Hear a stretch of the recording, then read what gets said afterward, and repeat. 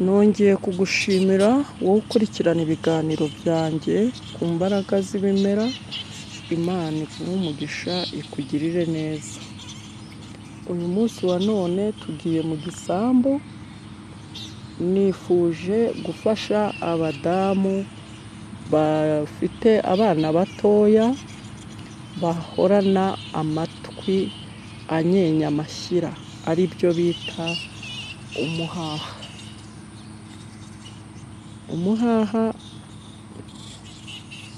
akenshi rwose jyana kwa muganga bikarangira byanze. Iyo byanze nk'umubyeyi hari iyindi nzira wifashisha. Uyu munsi wa none rero iyo nzira niyo ngiye kubarangira.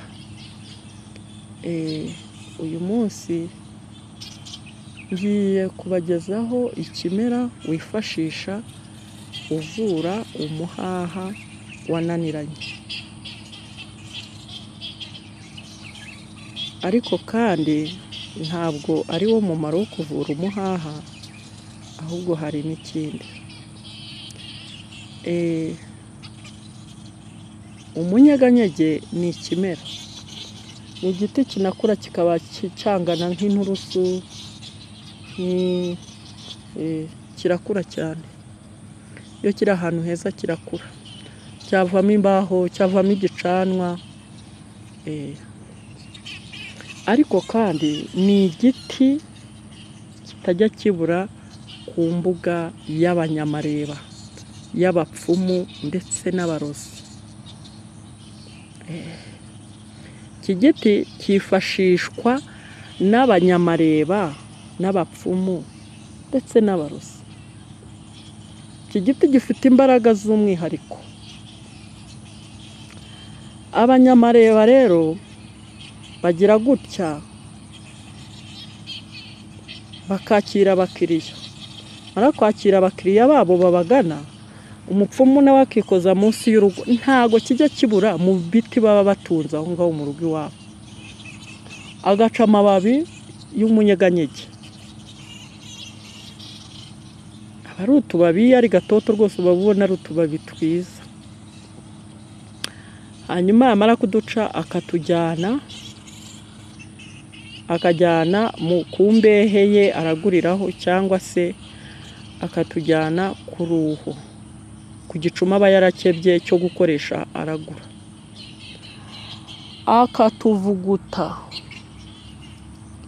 Akatuvuguta kumwe bavugaga ngo naciremo yeze imbuto, barebe ko yejeje imbuto.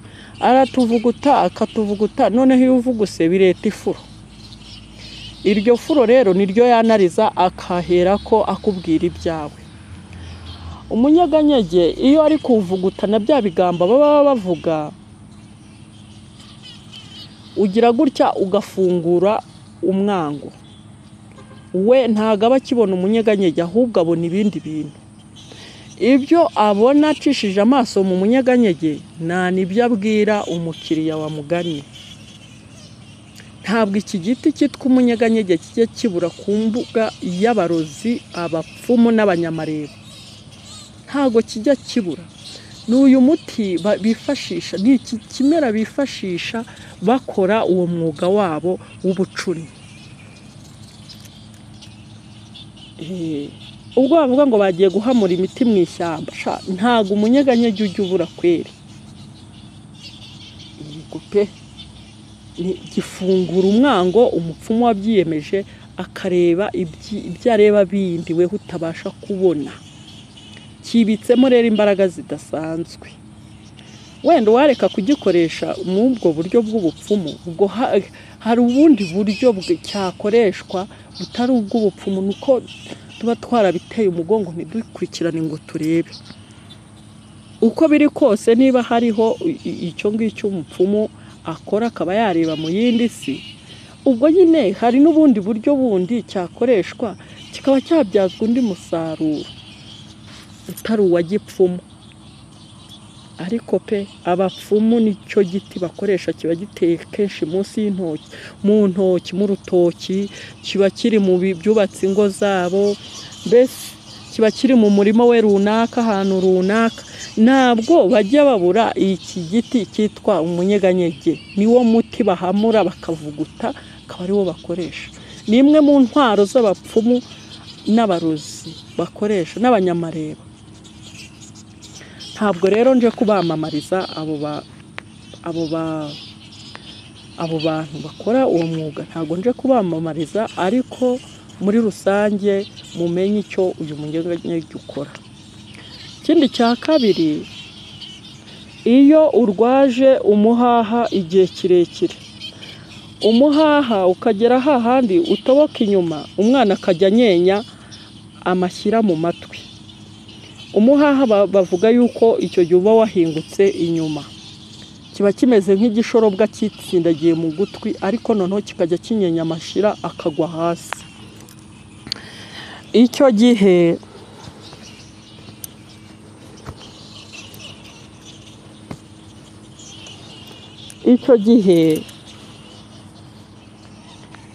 uragenda ukajya aho umunyeganyege uri, ugasoroma amababi yo hejuru acyoroshye. Wamara kuyasoroma ukaza ukayavuguta n'utuzi twiza, ukavuguta n'utuzi twiza, ukongera ukavuguta. Wamara kuvuguta ugafata tije koto cyangwa se agatambaro keza ukakazinga ku gati. Wamara kukazinga ku gati ugakoza muri wa munyeganyege wavuguse, hanyuma ugatonyanza hejuru ya cya kintu kiri kunyenya amashyira. Urabikora ku nshuro ya mbere, ku nshuro ya kabiri, ku nshuro ya gatatu. Urabikora kugeza nka nyuma y'iminsi 4-5. Mu minsi 4-5 ubona cya kintu kiri nk'igishorobwa kigenda kiyonga gitanga umwanya,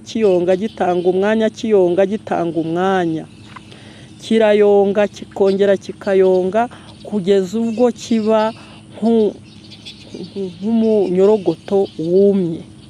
Hanyuma kikagera ubwo gihubukamo kimeze nk'urudodo, ariko urudodo rwumye. Hanyuma mara kubona gahubutsemo ako kantu kameze nk'urudodo, umuhaha ubukize n'ibisebe biba byakize. Hanyuma ugatwara umwana kwa muganga bakoza mu bikovu, hanyuma rwose umwana umuhaha akaba arawukize burundu, nta zindi ngaruka zibayeho. Nuko nguko umunyeganyege ukora. Niba urwaje umuhaha, niba rwose byarakuyobeye, kurikira iyi video yanjye.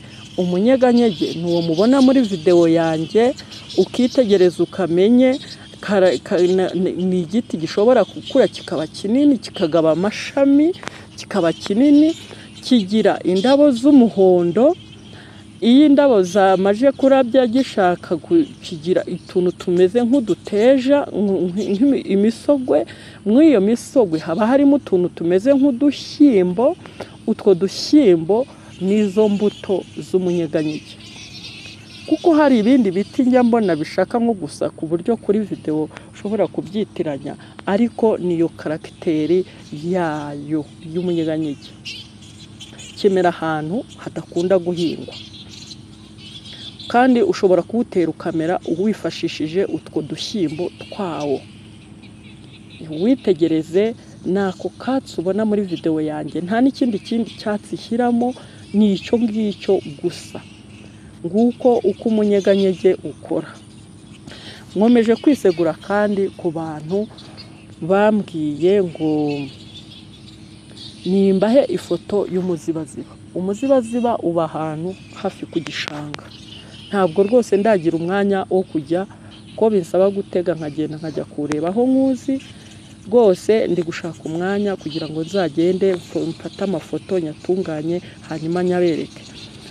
Umuzibaziba rwose wifashishwa mu kuvura impyiko. Hari n'abansaba ngo nimbarangire icyatsi ngo nimbahe ifoto y'icyatsi kivura prostate. namwe nimunyihanganireho gatoya, imaze abantu ariko uriya muti ni wo wa nyawo urakora rwose. Prostate nibyo abanyarwanda bita imisuha. Imisuha ni ukubyimba imyanya y'ibanga cyane ku bagabo, akabyimba imyanya y'ibanga kabisa, ikabyimba kandi birangira imwishe, irica, iriya ndwara irica. Iyo nayo nzakora video, ndakeka muri video ikurikira nzaba nabonye umwanya nkagenda nkabakorera amafoto nkanabivugaho cyane. Rwose mwakoze mwe munyandikira mukambwira ibyo mwifuza, kuko nibyo bituma nongera gukora video, kubera ko nzi ko hari ababyungukiramo. Rwose nanjye niyemeje kujya mbafasha. Wowe urwaje umuhaha rero, ngaho kurikira nonaha, umwana wawe akire, nakira nanjye Imana izampemba. Ndabizi ko izampemba, ndabizi ko izangirira neza, ndabizi ko izatanga ubundi bwenge kuri njyewe, ndabizi rwose ko buri rembo rizakinguka kubw'iki kintu nasakaje. Abarozi bakomeje kumbwira ngo genda amena amabanga, nari nayamena se ahubwo ko muzumirwa n'ibyo mukora, ntahari ngenda jya mbibabwira mwumirwe. Nta cyiza mutuzanira usibye kutugwa nabi. Ndajya nyamena, njye ntago nkorera ibihembo, ntago nkorera amafaranga.